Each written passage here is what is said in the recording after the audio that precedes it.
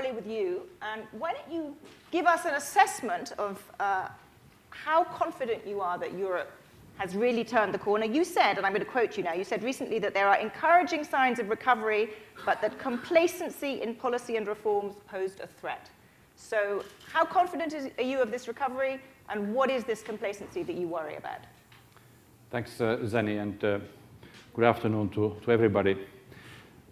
The European economy is indeed at a turning point for the moment. We are experiencing a subdued, modest recovery this year, and we expect that it will be on a stronger footing in the course of next year, 2014. We also expect that forecast that there will be improved employment in the course of 2014.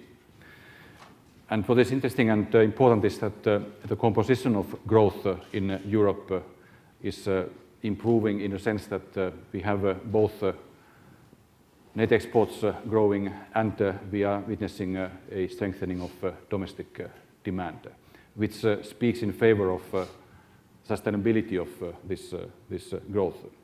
But at the same time, there is simply no room for complacency. We still need to do all we can to reinforce confidence. There are risks on the horizon. We see a weaker growth in the emerging market economies. And of course, we are concerned about the US budgetary situation, about the US fiscal gridlock. I know there has been some progress or some movement, at least in the course of today. I just want to say that we support the efforts of the US policymakers, and we hope that the spirit of responsibility and constructiveness will prevail as it has prevailed in Europe. Europe's policy mix, which is delivered by all the institutions here today, as well as all the member states individually and collectively, is supportive of sustainable growth and job creation. There are three particular challenges which I want to underline for the coming months. First is that it is essential to stay the course of reform in Europe, and in this we work in very close partnership with the member states, and we will review their fiscal policy and structural reforms by mid-November, whether they respect the recommendations that were given in the course of the summer. Second, we are preparing for successful exits from the support programs for Ireland in December and Spain in January. We are also supporting Portugal's efforts to complete its program next spring.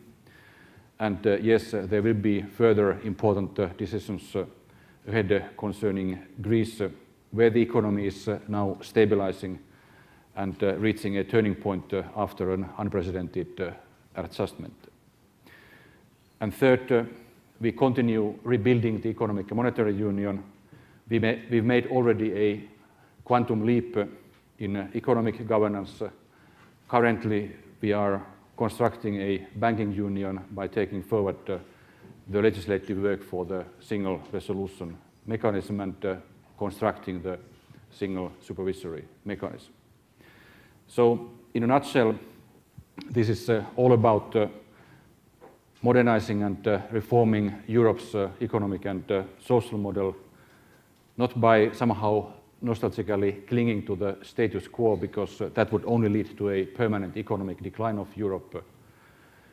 Not dismantling the European model, because we believe in the combination of a stability culture, entrepreneurial drive, and social justice, but instead genuinely reforming and modernizing the Europe's social market economy for the sake of sustainable growth and job creation. Let me just push you on that a little bit.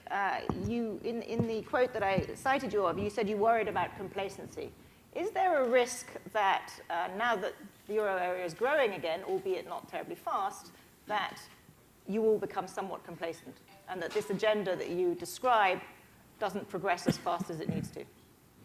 You can take it as a preemptive strike, so that I want to avoid any complacency by talking it down beforehand. I don't see any sign of that yet, because I mean, let's be frank. The economic recovery in Europe or economic growth in Europe is not that strong that anybody reasonably could even think of could afford any kind of complacency in this situation. Yeah, what's the